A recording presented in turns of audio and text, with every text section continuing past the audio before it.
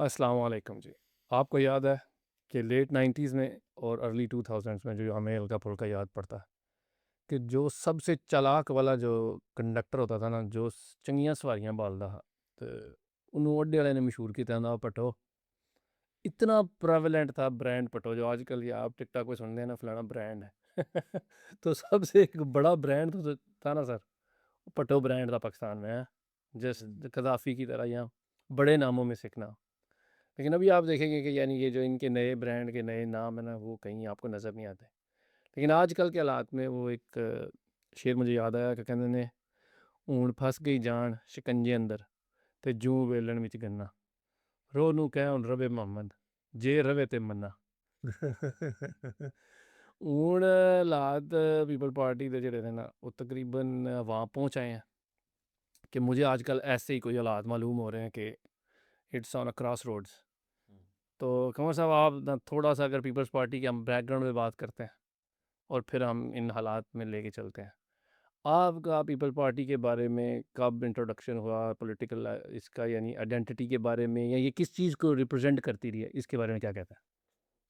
अच्छा, वैसे बड़ा ना ये आज हम जो बात करें ना एज अ, अगर आप पाकिस्तान में ख़बरें देख रहे हैं तो इन ख़बरों में ना ये दोबारा एक जमूद आ चुका था ना सियासत में। वो जमूद जो है वो बिल्कुल मेरे ख्याल से एक दफ़ा ना फिर थोड़ा सा उसमें कोई फ्लेवर आने शुरू है हाँ, ओके। कि बिल्कुल ये एक तरफ़ा हो चुका था, बस ये है जी। और वैसे भी ट्रम्प ने इंटरनेशनल सियासत में इतने रोज़ नई फुलझड़ी छोड़ते हैं, लेकिन पाकिस्तानी सियासत भी अब दोबारा वो जो एक जमूद था किसी न किसी तरह का, जो हम्म, कुछ अरसे से प्रेवलेंट था, तो अब उसमें ना एक तगय्युर मुझे लगता है शायद उसका कोई हल्का-सा इशारे में नज़र आना शुरू हो। बाकी जब आपने पीपल्स पार्टी की बात की, मैं हाल है पीपल्स पार्टी हमारी जो नस्ल है उसके लिए तो कोई एज़ आइडियोलॉजिकली या कोई बड़ा प्रोजेक्ट तो एग्ज़िस्ट नहीं करता था। हम्म, मतलब अगर हम अपनी एज को देखें, शायद जिन लोगों की ज़िंदगी का ये एक बड़ा बड़ा वाक़या था, वो तो अब सियासत में आम हमें उसमें कोई सीरियस किस्म की उनकी इनपुट मेन स्ट्रीम में नज़र भी नहीं आ रही। हम्म। कुछ हैं वो उनके दीवाने जो अभी तक कुछ अखबारों में लिखते हैं या वो, तो हमारा अपना ज़ाती लिविड एक्सपीरियंस जिसको कहते हैं, वो मेरा ख़्याल है हमारे पास तो नहीं है उसका। हाँ, वाकई मज़ेदार बात है कि यानी बातें तो शायद लोगों से सुनी हों कि हाँ, there was once upon a time, जैसे आप हिस्ट्री में पढ़ते हैं। और ये शायद पाकिस्तान का एक बहुत बड़ा मसला भी है कि ख़ास क्लास या एक ख़ास यानी एज ब्रैकेट के लोग जो उस ज़माने से गुजरे हैं, वो भी शायद कभी-कभी आपको किसी बात से ये झलक महसूस होती है कि वो कहते हैं कि आपको अंदाज़ा ही नहीं है कि हमारी क्या गेम थी। लेकिन मसला ये क्या है कि ये जो नई यानी 2000 यानी पिछले 40 साल की उम्र तक या 45-50 तक अब आप कर लें उम्र के जो लोग हैं, उनके लिए तो असल में वो गेम कभी एग्ज़िस्ट ही नहीं की। तो ये पुरानी यानी वही बात है कि वो सांप-सीढ़ी वैसे आगे आ गए हैं, वो प्लेस्टेशन खेलते हैं। तो ये सांप-सीढ़ी के टाइम की गेम वाले तो कह सकते हैं तन्नू पता ही नहीं मैं जदों गाटी मारदा कितनी चस आंदी।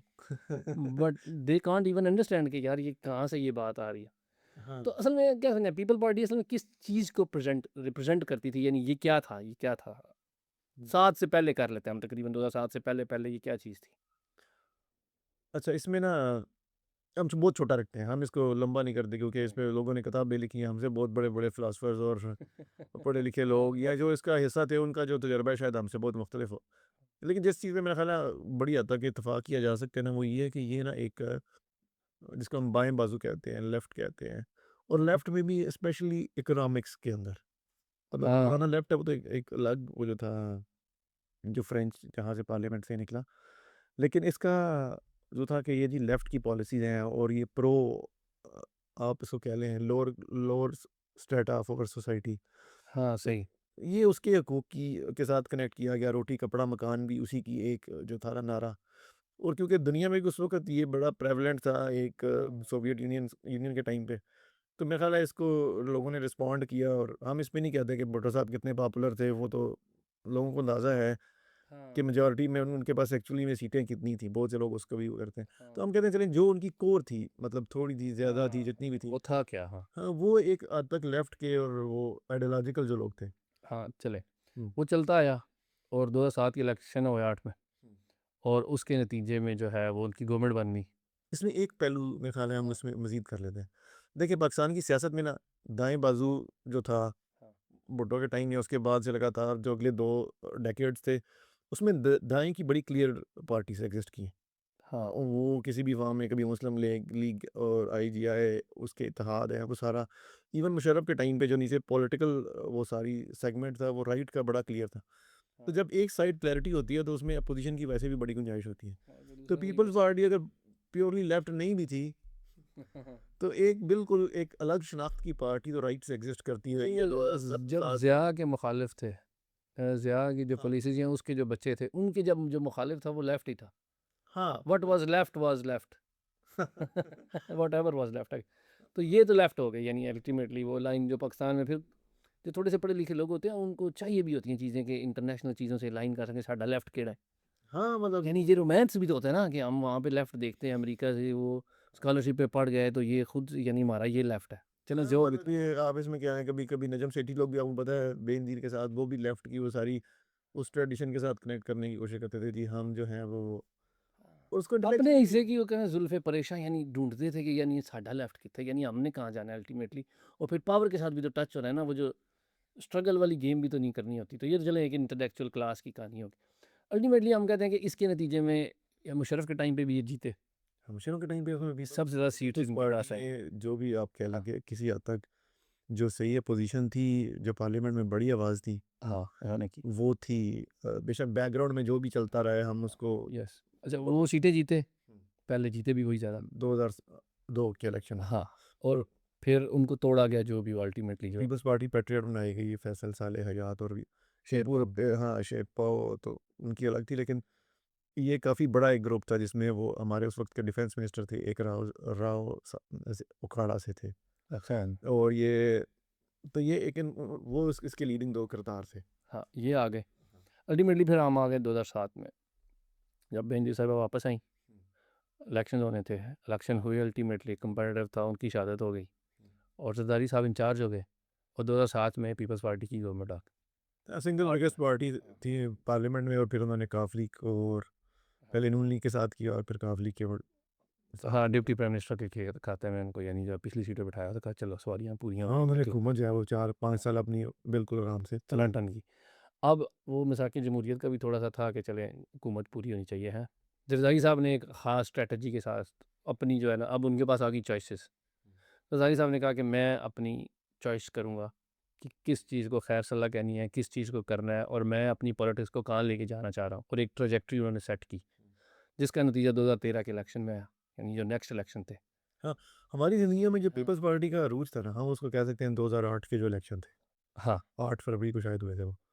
हाँ कायरा साहब को वोट दिए लोगों ने उधर जाके मारे 8 कल के भी हुए वो भी फरवरी 5 फरवरी थी शायद। हाँ शायद नवंबर से आगे चले गए हाँ हाँ 3 दिसंबर से 2-3 नहीं। तो वो जो थे ना वो अरूज था पीपल्स पार्टी का। हाँ हम मतलब हम कहते हैं उस वक्त तक पीपल्स पार्टी के पास दोबारा से जो गेम थी वो पूरी तरह अपने पास मौजूद थी। हाँ पंजाब में आप देखें यानी कितनी जगह उन्होंने असल में यानी गुजरांवाला से सीटें जीती हुई थी। गुजर खान से पिंडी से जीती हुई थी वो कैनी साहब ये परवेज़ अशरफ साहब हमारे कायरा साहब मंडी से गोंदल साहब आगे से ये चंद साहब यानी हम वो गुजरांवाला से वड़ाई साहब यानी कॉन्टीन्यूसली कोई ऐसी जगह नहीं थी जहाँ से यानी इनके पास हाँ, कुछ पोजीशन हाँ, में मतलब पीटीआई असल में उस इलेक्शन का बाइकआउट कर चुकी बाइकआउट थी। किया हुआ था। हाँ तो दो ही मतलब बेसिकली वो फोर्सेस लेकिन फिर पीटीआई को आप इस तरह नहीं कह सकते कि उससे पहले उसके पास सीटें नहीं थी हाँ तो यानी जहाँ पे तो वो गेम में ही नहीं थे ले लिया उन्होंने और आगे वो गवर्नमेंट में अब आया पहला सोशल मीडिया फेसबुक 2007-8 से यूट्यूब चल रहा है सोशल मीडिया चल रहा है जियो न्यूज़ चल रहा है बड़े अरसे से हामिद मीर साहब बहुत से लोग पाकिस्तानियों के ओपिनियंस बना रहे हैं जो पिछले 10 साल में 18 साल को क्रॉस किया है बहुत बड़ी आबादी जो 2013 तक क्रॉस कर चुकी है और जो इनकी चॉइसेस के नतीजे में इनके बारे में परसेप्शन बना रहे थे जिसका इनको शायद कोई फ़र्क नहीं पड़ता था क्योंकि इनके वो पता याद है उस पर हामिद मीर के प्रोग्राम में वज़ीर साहब ने कहा हाँ तो हमारा भी तो करप्शन हक है ना हमने तो यानी वो एक किस दुनिया में जी रहे थे और नीचे दुनिया क्या चेंज हो रही थी असल में जो इसके डायनामिक्स थे लेकिन उसको कैसे कैटर करना था क्या चॉइसेस करनी थी किन लोगों को लेके चलना था उसका अब आ गया 2013 के इलेक्शन उसके नतीजे में क्या हुआ पंजाब में।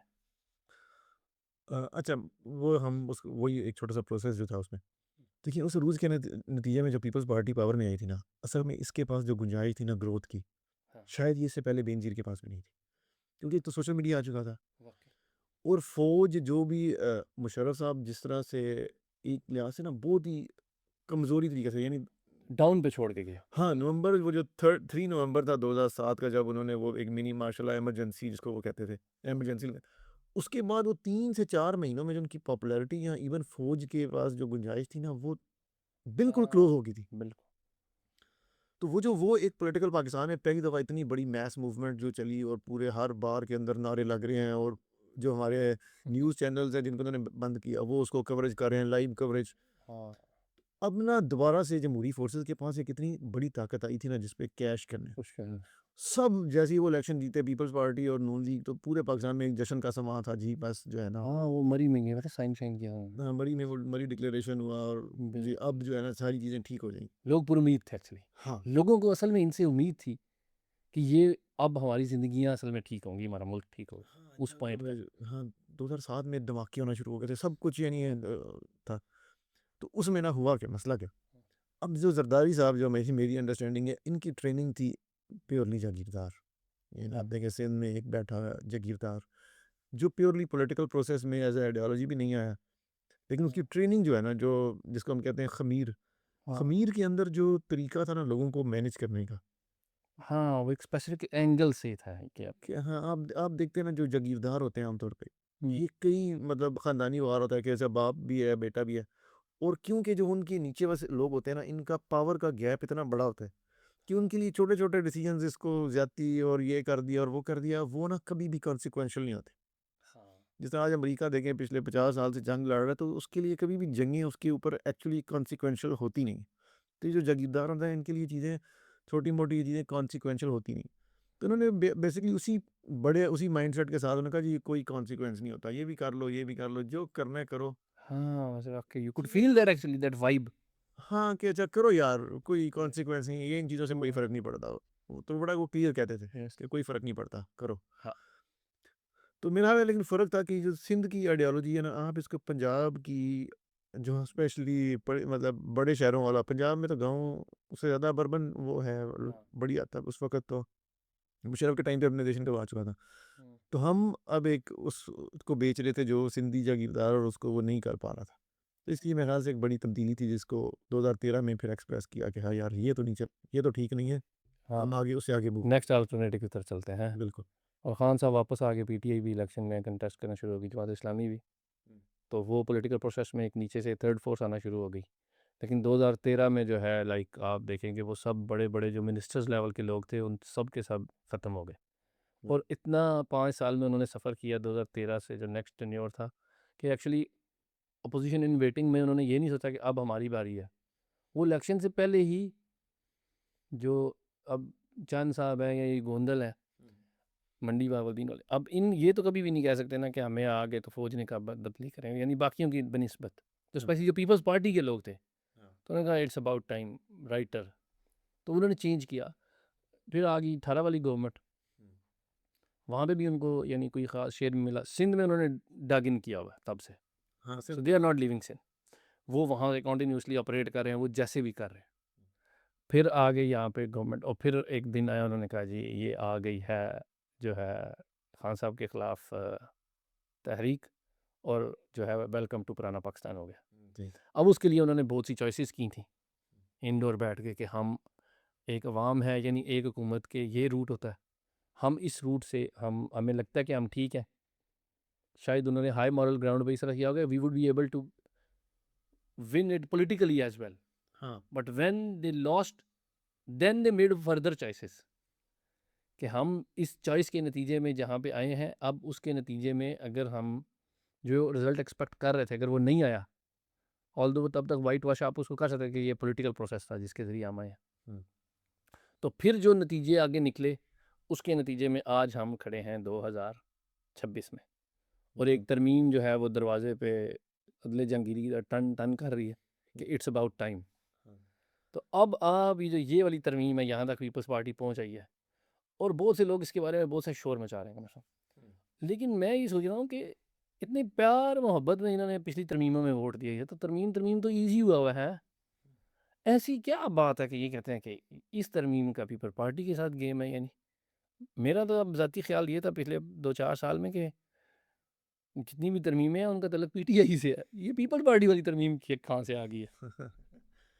अच्छा वाक़ई में ये जो क्योंकि मैं वही कह रहा हूँ ना, पिछले 3-4 सालों में ना एक एक बिल्कुल एक ही तरह की पाकिस्तान में सियासत चलती रही है। कौमी मंज़रनामे के ऊपर जो थी ना, बिल्कुल एक एक ही वो एपिसोड थी, उसमें एक ही विलन था, एक ही हीरो था और वो उसी तरह चली जा रही थी। और अब तो पीपल्स पार्ट पी पीटीआई के लिए कोई इनको मज़ीद जो है ना वो कोई ऐसी तरमीम भी नहीं चाहिए, और मेरा ख़्याल है पावर का जो टिल्ट है या पावर को जैसे जो स्टेट पावर है, हम स्टेट पावर की बात कर रहे हैं इसमें। बिल्कुल। जो स्टेट पावर है वो तो बिल्कुल साफ़ खड़ी है डंडा लेके। हाँ। लेकिन अब मुझे लगता है वो जो डंडा है ना उसे थोड़ा-थोड़ा पीपल्स पार्टी ने अंदाज़ा लगाया है कि अब वो उनसे खाली हो गए हैं, और अब जो है ना कोई इस टोपी में से जो नया कर निकलने वाला है ना शोभदा, उसका विक्टिम पीपल्स पार्टी जो है ना वो हमें अब नज़र आना शुरू हुई है। ये मज़े ले रहे हैं, विक्टिम कहाँ से हो गए भाई? हुकूमतों में हर तरफ। सिंध में हुकूमत है, सदर है, जहाज़ पे आते हैं, जहाज़ पे जाते हैं, यानी जब दिल करे प्रेस कॉन्फ्रेंस करते हैं, मीटिंगें करते हैं, यानी पाकिस्तान में मज़े ले रहे हैं, आप कैसे कह सकते हैं? विक्टिम कैसे हो सकते हैं? असल में वो अभी तक जो जो मस्जिद है ना वो जिस कुर्सी पे बैठ के थे ना, हाँ। अब उस कुर्सी के अंदर कुछ कांटे जो है ना वो इंस्टॉल होने जा रहे हैं। कैसे मतलब? उसका जो सोफ़ा था जिसकी बहुत मोटे गद्दे थे, अब वो गद्दे छोटे होने जा रहे हैं। हाँ, हाँ, जो एनएफसी के अंदर जो सूबों का जो शेयर है, हाँ। जो 57% के करीब था, अब उसमें एक तो कटौती, मेरा ख़्याल है ये तो बड़ी वाज़िह है क्योंकि इस पे पिछले 4 सालों से लगातार वो कर रहे हैं, और शायद इसमें आईएमएफ और वो बाकी चीज़ें भी हैं। तो एक तो पैसा कम होना जा रहा है, और पैसा कम होने का मतलब ये है कि जो मोटी रकमें जो घूम-घुमा के कभी दुबई जा रही थी, कभी लंदन जा रही थी, उनके ऊपर भी वो आने वाला है। तो इसका जो विक्टिम है मेरे ख़्याल से पंजाब में तो अ, नून लीग ने तो जैसे भी फॉर्म 47 पे आई है, they don't care a lot about, वो कहते हैं चाहे जैसे कहोगे ना, हमने अगर शहबाज शरीफ को वज़ीर-ए-आज़म बनाया तो उसका एक ही मकसद है कि बस हम एक ही तरह की नौकरी करना चाहते हैं। लेकिन जो पीपल्स पार्टी है ये समझती थी कि इसका इसका फिर भी कुछ कोई स्टेक है कहीं न कहीं अवामी लेवल के ऊपर। यानी कुछ बहुत से फॉर्म 45 मौजूद हैं इसके। हाँ, इसके पास तो जो इंटीरियर सिंध के अंदर जो इसकी सपोर्ट बेस है वो तो पिछले तो इलेक्शन जैसे भी हाँ, यानी लेते हैं, लेकिन है फॉर्म यानी अल्टीमेटली पॉलिटिक्स के थ्रू। 2024 के इलेक्शन में तो हमें वो नज़र आई है कि मेजॉरिटी तो अभी भी दे कैन कमांड मेजॉरिटी इन जो रूरल एरियाज़ के। ठीक है। तो अब इस वजह से उनको लग रहा है कि ये अगर हमारे पास पावर जाएगी तो हम इसके डायरेक्ट विक्टिम हैं, और इसके इससे आगे जो दूसरी चीज़ है जो इसमें सूबों के बारे में आ रहा है कि सूबे भी मज़ीद बनाए जा सकते हैं। तो अच्छी बात है यार, ये तो खैर यानी उसी टाइम ये जो गिलानी साहब हैं, ये हमेशा कहते हैं यानी इनके बच्चे के यार नीचे हम सुबह बनाएँगे। साउथ पंजाब में। हाँ, मसला ये है साउथ पंजाब का जो सूबा है, हाँ, उसके अंदर भी तो इनकी कोई मेजॉरिटी तो नहीं है। हाँ। इनकी साउथ पंजाब में 2 या 3 सीटें हैं, वो जो इनके गवर्नर थे मखदूम महमूद, और वो अच्छा ठीक है। उससे आगे तो इनकी साउथ पंजाब में भी वो कोई ख़ास नहीं है। हाँ, और लेकिन पीपल्स पार्टी के लिए तो गिलानी तो नहीं है, गिलानी तो उनके एक आगे वो थे। तो मेरा ख़्याल है कि ये डायरेक्टली जो है ना, इसमें तो कोई शक नहीं है कि जो 28वीं तरमीम है वो पीपल्स पार्टी को कट टू साइज़ करने के लिए है, जो स्पेशली कराची से रिलेटेड, कि हम स्ट्रीमलाइन जो चीज़ें करना चाहते हैं, तो वो उसमें जाके वो करें। यानी कराची को लगा अगर हो जाए तो। वे भी इसको अलहदा करें या फाइनेंशियली ऑटोनॉमस कर दें या इसको फेडरल यूनिट बना दें। इंडिया में बड़ी इसकी मिसालें हैं कि इंडिया में बहुत से बड़े शहर जो हैं, इवन चंडीगढ़ हाँ, है, हाँ। वो फेडरल फेडरल के उसमें में से आते रहे हैं। हैं। हाँ, यूनियन टेरिटरीज़ होती हैं जो वहाँ पे। यस। तो ये अगर इसको करते हैं तो पीपल्स पार्टी को क्या मसला हो? अब पीपल्स पार्टी क्या करेगी एक्चुअली? यानी अगर हम चलें, ये इस तरह की कुछ चीज़ें होने जा रही हैं। पीपल्स पार्टी के पास क्या चॉइसेस हैं और वो क्यों हैं? यानी फॉर एग्जांपल पीपल्स पार्टी कहती है ठीक है मैं वोट देती हूँ यार, मैं देती आई। यानी पीपल्स पार्टी कहती है कि हमने टिकटें ली हैं, तोड़ दियां टिकटें ली नहीं सदन के हाँ, तो नहीं असी भाई हूँ तोड़ कराची लैना, असी लड़काने नहीं रहना या हैदराबाद दी सवारियां नहीं, असी भाई तोड़ दियां सवारियां देते हैं वोट भाई।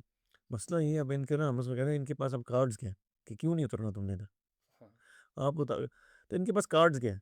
जैसे इसमें पाकिस्तान में जो भी आईनी तरमीम है ना, उसमें 2-3 जो लीगल अगर हम पहले सबसे देख लें, तो उसमें एक तो ये है कि कोई इससे पहले तो सुप्रीम कोर्ट भी आईनी तरमीम के ऊपर अपने ओपिनियन देता रहा है, और कुछ चीज़ें उसने कहा ये रोल बैक करें, ये ऐसे नहीं हो सकती। स्पेशली अगर वो कोई बेसिक आइन के खदहाल के खिलाफ हो। तो वो तो अब आइन तो माशाल्लाह सारे जो आपको पता है सुप्रीम कोर्ट में अब हर तरफ जो है ना फ़ायज़ ईसा के ही जो शागिर्द हैं बैठे। मिनियंस बैठे ठीक हाँ, हो गया। उसके बाद आता है पार्लियामेंट में। पार्लियामेंट में पीटीआई जो है शायद वो भी इसको रिजेक्ट करे, लेकिन पीटीआई जो है उस वो तो भुगत चुकी है, उसके साथ जो कुछ होना था वो हो चुका है। अब उनके कोई ऐसे स्टेक्स नहीं है कि अब सियासी स्टेक्स नहीं है। हाँ, वो अगर कोई अपना स्टैंस लेंगे लेंगे भी, तो वो उसे पीपल्स पार्टी से बिल्कुल अलग मुख्तलिफ तरीके से उसको ऑपरेट करेंगे। हाँ, ठीक। कि वो तो भुगतना था वो भुगत चुके हैं। तो उसके बाद अगर हम देखें ना असल में PT Peoples Party as a structure क्या कर सकती है, हम इस पीपल्स पार्टी के स्ट्रक्चर पे थोड़ा सा देखिए। पीपल पार्टी का स्ट्रक्चर ऐसा ही है कि जैसे आप ये समझे पीपल्स पार्टी के जितने एमएनए हैं ये सारे जो है ना अलीम खान है कि हाँ, अच्छा। यहाँ परवेज खटक है, हाँ, ये ठीक। उन सब का बिल्कुल जो भी पीटीआई के वो सारे जो मतलब उन्होंने ऐसे किया ना जब एस्टेब्लिशमेंट ने, हाँ, तो वो सारे उड़ के जो थे वो उधर चले गए। ठीक है। बिकॉज अब मसला क्या है, ये तो नहीं है कि मैं कह रहा हूँ कि सिंध के जो लोग हैं या जो वडेरे या जो भी इनके एमएनएज हैं वो कोई उसी तरह के नहीं, ऐसे नहीं है। मसला उनके स्ट्रक्चर का है कि वो सारे भी उसी जागीर इसी सिस्टम के बेनिफिशरीज हैं हाँ, कि इन सब की भी जो जागीरें हैं हाँ, वो स्टेट मशीनरी ही उनको रेगुलेट करती है। हाँ, जैसे गरीब आदमी है ना वो कभी कभी वो वैसे वो कहता है मोदी भी कि मैं गरीब आदमी हूँ, मैं अपना कपड़ा लूंगा और मैं चलता बसूंगा। हाँ, मसला तो ये है कि ये सब लोग तो वो नहीं है जो कपड़ा लेंगे उठाएंगे और चले जाएंगे। हाँ, इन सब की तो इस मुल्क के अंदर इतनी ज़्यादा जायदादें हैं हाँ। और जिस जिस तरह स्टेट अब डायरेक्ट लोगों को पकड़ लिया। हाँ, जो आप उसके पास यानी जो आ गया है, यानी आप उसको लिवरेज कहें या जो उसकी हद से कितनी बार तजावुज़ वो कर सकती है, जो वो कर या न्यू नॉर्मल है। एग्जैक्ट, आप सोचिए ना कि अगर आजम स्वाति जो है हाँ। उसके अपनी बीवी के साथ एक पाकीज़ा रिश्ता है, अगर उसको वायलेट किया जा सकता है तो क्या चीज़ें जो रुक सकती हैं इसमें? तो सिंध के अंदर जो लोग हैं, मतलब मैं नहीं कह रहा कि हाँ, वो कोई गलत है, फहिश है या कुछ भी ऐसे, बट उनकी भी किस लेवल की मॉनिटरिंग हो रही होगी। हाँ। तो ये भी उतने ही आज़ाद हैं ये जरदारी साहब का कि जैसे जरदारी साहब के नीचे भी जो है ना, अब उनको ये समझना चाहिए कि जैसे ये सारे परवेज़ खटक हैं, ये सारे जहांगीर तरीन हैं, अलीम खान से, ये सब वो है। यानी मैं इनका मालिक नहीं हूँ, मैं छेड़ूँगा। हाँ मैं सिर्फ़ इनको चराने के लिए आया हूँ, यानी ये रेवड़ मेरा नहीं है। हाँ ये यानी इसे पे ले गया हूँ मैं, साइयां का भी है। फिर मतलब मैंने जिन्होंने नाज़िम जोखियो ला के दिया, देखें ना, पूरा एयरपोर्ट हर चीज़ उनके वो उसमें कंट्रोल नाज़िम में। जोशी पे जो कातिल थे। नाज़िम जोखियो के, सॉरी, जो वो कातिल था, हाँ, हाँ दुबई था। दुबई भी उनका, एयरपोर्ट भी उनका, रास्ते भी उनके, एएसएफ भी उनका, सब कुछ उनका। ला के उन्होंने दिया। अब कल जरदारी साहब समझेंगे ये मेरा है। हाँ तो यानी ये एक बहुत बड़ा डिलेमा उनके लिए ये भी है कि जैसे वो नवाज शरीफ साहब हमेशा वो गिला करते हैं, हल्का सा मुस्कुरा के, हल्का सा रो के, मुझे कहा कदम बढ़ाओ नवाज शरीफ, में कदम बढ़ाया, पीछे कोई था ही नहीं। तो जरदारी साहब के पास यानी सबसे बड़ा एक ये भी डिलेमा है कि कदम बढ़ाने की कितनी एक गुंजाइश है यार आप कि पीछे मुड़ के देखें तो यानी हो ही ना अगर। बिल्कुल ऐसे ही आप उसके अलावा एक और देखें, मलक रियाज, हाँ, इससे बड़ी पाकिस्तान में कोई इकाई थी कुछ अर्से पावर पहले। की। हाँ, अगर मलक रियाज जो है वो नहीं रजिस्ट कर पा रहा, था। कौन वो स्टेट भाग, पावर क्या क्या आएगा? हाँ। तो ये जरदारी साहब को लगता है कि इनके एमएनए या एमपी जिधर भी उनको चाहिए होगी वो तो बिल्कुल इस वक्त जो है ना वो। तो पहला यानी ये मसला हम ये कहते हैं कि यानी उनके पास ये ऑप्शन ही नहीं है रेजिस्ट करने की। हाँ, हाँ, कि इस यानी वक्त उनके उनके पास पास पॉलिटिकली या लीगली। कैपिटल ही नहीं है उनके पास कि वो इसको रेजिस्ट करें। हाँ तो दूसरा हम इसमें ये बात करते हैं कि अगर वो गो अलोंग करते हैं। तो इसमें एक एक पहलू जो था ना, जो सबसे ज़्यादा इनका खतरनाक पहलू था या पीपल्स पार्टी के पास जो एक मेन चीज़ थी वो था कि इनके रूरल के अंदर ना एक इनके पास हमेशा से सपोर्ट बेस थी हाँ, कि अच्छा यार जिसकी बुनियाद पे इनके एमएनए बनते हैं, हम कहते हैं यार सपोर्ट बेस है उसकी बुनियाद पे एमएनए वो बनते कहते हैं मासूम मासूम, यानी सिंध ना देसूं, यानी कि सिंध को हम ही प्रोटेक्ट करें, हम हैं। इसके वाली वारस हैं। लेकिन इसमें ना जो ये चोलिस्तान की कैनाल्स का जो इशू आया था, हाँ, उसके अंदर उसमें ना एक बड़ी निचले लेवल के ऊपर जिसको हम ग्राउंड लेवल के ऊपर देखते हैं, जो सबसे बड़ी रेजिस्टेंस सिंध में हुई है, हाँ। वो सारी उसकी तो लीडरशिप में कहीं पीपल्स पार्टी एग्जिस्ट नहीं करती। वो जरदारी काइंड ऑफ साहब, इनके अगेंस्ट, यानी हाँ, इन्होंने तो गो हेड हाँ दिया। असल में तो जो भी परसेप्शन है उसमें ये कि इन्होंने गो हेड दिया। जो इन पीपल्स पार्टी की जो बेस थी या उसकी बुनियाद के ऊपर जो ये ब्लैकमेल करते थे फेडरेशन को, या ब्लैकमेल कह लें या अपनी मतलब पॉलिटिकल कैपिटल जो एक शो करते थे कि जी हम जो हैं वहाँ पे हैं। हाँ, तो जब वो वाले जब उन्होंने रास्ता बंद किया, पाकिस्तान को 4 हफ्तों के लिए बंद कर दिया, नॉर्थ और साउथ का जो डिस्कनेक्ट था, हाँ, आप देखते हैं कि तो उस डिस्कनेक्ट के अंदर पीपल्स पार्टी तो कहीं कहीं भी नहीं थी। हाँ, ना फॉर ना अगेंस्ट, यानी ना। यस, वो दरमियान में खेलने की कोशिश की और आखिरकार वो बिल्कुल एक अलग नेशनलिस्ट जो पार्टीज हैं, अब उनका वो उसमें कामयाबी हासिल कर चुकी हैं, वो एक कहते हैं मुंह को खून लग चुका है। तो अब वो एग्जैक्टली। सियासी तौर पे जो निचली वो है उसको भी उन्होंने कर लिया हुआ है। हाँ, बिल्कुल। तो अब स्ट्रीट पावर भी, कॉमन आदमी की पावर भी जो है ना उस अलाइन नहीं करेगी। क्यों? क्योंकि वो पार्टीज भी तो पीपल पार्टी से लग नहीं है इस तरमीम के अंदर। अगर ये कराची को सूबा या सिंध को तकसीम या इवन एनएफसी के ऊपर, तो इसकी कॉस्ट वो बढ़ा देंगी इसके लिए। हाँ, उनके पास तो इससे ज़्यादा ऑर्गेनाइजेशन अब हो चुकी है ना, उन्होंने तो एक दफ़ा अचीवमेंट कर ली हुई है और वो इसको ज़्यादा अपना करीबी मसला समझती है पीपल्स पार्टी की निस्बत। हाँ, क्योंकि और वो ना ही फेडरेशन में शेयर नहीं है उनका। हाँ, वो तो वो पावर का तो है ही नेशनलिस्ट यानी वो तो उनके लिए तो वो एक हिसाब से जैसे लाइक लाइफ एंड डेथ वाला मैटर है कि ये तो हम कभी भी ये ग्राउंड नहीं छोड़ सकते। एग्जिस्टेंशियल हाँ, for yes. Them, like it is kind of something जिसको हम कहते हैं एग्जिस्टेंशियल, कि तो आखिरी अब चीज़, तरीन चीज़ जो है। हाँ, तो अब यानी पीपल्स पार्टी यानी उस पे आ चुकी है कि और अब मुझे लगता है कि इनके पास सिस्टम में भी कहीं पे फॉल बैक करने की गुंजाइश नहीं है। यानी जो भी वो मिसाल आ गई वो कुल्हाड़े वाली ना कि वो दस्ता दिया ना कुल्हाड़े का जंगल ने, फिर काटा उन्होंने सही तसल्ली के साथ है। हाँ, तो जो जुडिशरी में या मतलब कहीं पे अगर कोई फॉल बैक का यानी अगर आप रेजिस्टेंस की तरफ जाते भी हैं, आप कहते हैं यार हम रेजिस्ट करते हैं, हाँ, तो अल्हम्दुलिल्लाह कि पीटीआई को काबू करने के चक्कर में ना किसी जगह पे भी कोई रेजिस्टेंस वाली जगह असल में नहीं बची हुई। हाँ, यानी कहीं पे कोई स्ट्रक्चर अगर रेजिस्टेंस का एग्जिस्ट भी करता था ना, यानी जो इस चीज़ को जब अगर ये लिजिटिमेटली एज अ पॉलिटिकल पार्टी इस चीज़ को रेजिस्ट करना चाहे, हाँ। तो जिस पे फॉल बैक करेंगे, जो मैकेनिज्म स्टेट में एग्जिस्ट करते होते हैं, वो सब के सब में ये इवन खुद ही लीगल या डेमोक्रेटिक जो जो भी हम हाँ इंस्टीट्यूशनल इंस्टीट्यूशनल जो इनके पास कोई रेमेडीज आप कह रहे हैं। रेमेडीज तो एग्जिस्ट नहीं करती। हाँ, ये तो प्योरली स्ट्रीट के ऊपर जाना था। उस स्ट्रीट के ऊपर जो पावर थी वो भी इससे पहले इनके जो मुखालफिन है वो शो कर पाए हैं, इनके पास तो वो भी शो करने की गुंजाइश नहीं थी। इंटीरियर में से भी ग्रैब कर गए हाँ। वो। और कराची को तो वैसे ही इसके नतीजे में कुछ मिल रहा होगा। और कराची में पिछले 3 साल से हमारे जो इदारों ने इनको मुर्तज़ा वहाब को बिठाया हुआ है, तो कराची में तो आप उनकी वीडियोस देखते हैं तो बेचारे वो रोने की हद तक कराची के हालात हो चुके हैं। और शायद यही वजह है असल में इस तरमीम के पीछे भी बड़ी हद तक शायद यही वजह है। हम्म। तो उसमें तो उनके पास वो नहीं है। तो मेरा ख़्याल है इनके पास ना जो अगर एक रास्ता जो शायद आई थिंक बड़ी मुश्किल है कि इस लेवल की ब्रेवरी या इतनी बोल्डनेस के साथ ये कर पाएँ। वो ये है कि ये पीपल्स पार्टी अपनी दोबारा सबसे कोर स्ट्रेंथ के ऊपर खेले और वो कहे जी हम इस सिस्टम से बाहर आ रहे हैं। हम्म। हम बिल्कुल इसके अंदर नहीं रहेंगे। हाँ, तो मे बी ये जो आजकल वो कमल दिलशाद साहब कह रहे हैं जी अगर ज़रदारी साहब सदर ना रहे हैं तो आसिम मुनीर साहब जो हैं वो सदर बन जाएँ। तो मेरा ख़्याल है उसमें ये भी हो सकता है कहीं ज़रदारी साहब ये ना सोच रहे हो कि मैं इसको रिज़ाइन करूँ। तो वो उसके नतीजे में कि हम इसको छोड़ें तो हम इसको रिज़ाइन करें और हम इसको प्रॉपर रेज़िस्ट करें ताकि हमारी जो पॉलिटिकल वो, लेकिन उसके लिए मेरा हाल एक तो ज़रदारी साहब की सेहत भी अब इस काबिल नहीं है कि वो इजाज़त नहीं देती। इतने मुश्किल हाँ, हाँ। यस। और दूसरा जो बिलावल भुट्टो है, वो तो आप सोचें ना कि आज भी इस उम्र में यानी hmm. I don't think he I cannot see him leading के कोई सीरियस रेजिस्टेंस। पर्सनल स्ट्रेंथ की बेसिस पे यानी लीडरशिप जो ट्रेड्स यानी इवन लाइक कि रेजिस्ट करना कि अगर मुश्किल पर्सनल लेवल पे आ जाती है हाँ, तो उसको यानी आप और उनकी तो जब से कैरियर है उनका कैरियर ही तो 2007 में जब अपनी वालदा की शहादत के बाद जो था, वो तो सारा कैरियर ही बेसिकली प्रो एस्टेब्लिशमेंट वो उसमें ही रहा है कि जी हम बेनिफिशरीज बीइंग बेनिफिशरी और स्टेट की ऑपरेशन या किसी भी तरह उसको रेजिस्टेंस के लिए तो वो ना ही तैयार हैं और ना ही उन्होंने की है अभी तक। हाँ, यस। तो इसका मतलब कि बहुत यानी अभी पता चलेगा कि क्या रास्ता निकलता है आगे से है हाँ, ये बिल्कुल ऐसे ही है कि कि वो पंजाबी च कहते हैं है गो दा मैदान। हाँ कि अब यानी और एस्टैब्लिशमेंट की भी शायद फ्रस्ट्रेशन यही है कि उन्हें कहा वो क्या कहना चाह रही उन्हें कहा खीर खान दी वारी बंद नहीं आती लित्तर खान दी वारी रिच हाँ, कि ये सारे मज़े कर रहे हैं और जितनी अवाम की जो है वो अब्यूज़ या मतलब जितनी अवाम का जो गुस्सा है वो साढ़े वाल डायरेक्ट होया तो अल्टीमेटली तो सब मिल के कर रहे हैं ना।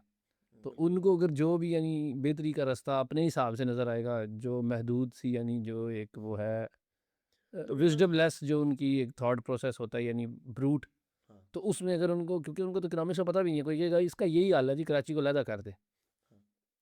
यानी इसका मतलब कि अब कराची लहदा नहीं ना हो रहा इसलिए मुल्क में तरक्की नहीं हो रही। उनके पास उस फार्मूला था, वो कहते हैं पहले 1 यूनिट बनाया ना हमने, ऑर्डर किया रात को, सुबह 1 यूनिट बन गया। फिर कहा हाँ, इसको तोड़ दो, कहा इसको तोड़ दो, इसको ऐसे सूबा बलूचिस्तान का अब ये सूबा होगा तो वैसे बन गया। ये रियासतें ख़त्म हो जाएँगी। तो उनके पास तो बहुत आसान असल में वो रहा है। रेड क्लिफ लाइनें लगाएंगे भी वो कमीशन बनेगा, हाँ, दैट्स इट। हाँ। तो लेकिन इसमें ना एक एक चीज़ मेरा ख़्याल है जो मैं दोबारा कि पीपल्स पार्टी के लिए ना it can be the last fight, हाँ कि आप वो जो आखिरी जो है ना जंग, क्या पीपल्स पार्टी इस आखिरी जंग को लड़ेगी अपनी डग इन दवाम के लिए हम्म, कि मैंने इससे आगे जाना है? क्योंकि अगर ये फाइट नहीं लड़ेगी तो इसके इसके आगे तो फिर कुछ भी नहीं है। हाँ, यानी कि रूरल सिंध के अंदर भी इतनी बड़ी पॉलिटिकल फोर्सेस हैं कि अब आप इससे मज़ीद उनको आगे जो है ना, इससे बड़ा उनको तोहफ़ा नहीं दे सकते। कि आप यानी आप समझिए कि आपने खुद अपनी जो चीज़ है ना उठा के उनकी जेब में डाल दी कि आप जो है ये जिसको मैं रिप्रेज़ेंट कर रहा था उसको भी नो मोर। हाँ, so I stand for nothing in this country actually. हाँ, the last thing you stood for, like आप उसके अलावा भी क्या करेंगे?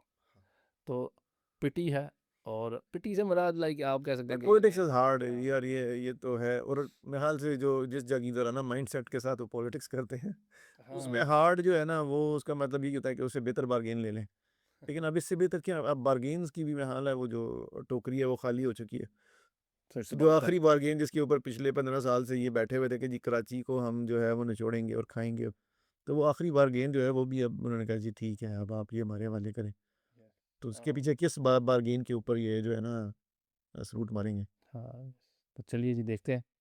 बहुत शुक्रिया, अगर आपने सुना इसको, हमने अपनी तरफ से इसको डिस्कशंस किया। मज़ीद इंशाल्लाह आने वाले जो पॉलिटिकल हालात हैं, उन पे गपशप मारते रहेंगे। हाँ, ओके, जज़ाकल्लाह। हाफ़िज़। अस्सलाम वालेकुम।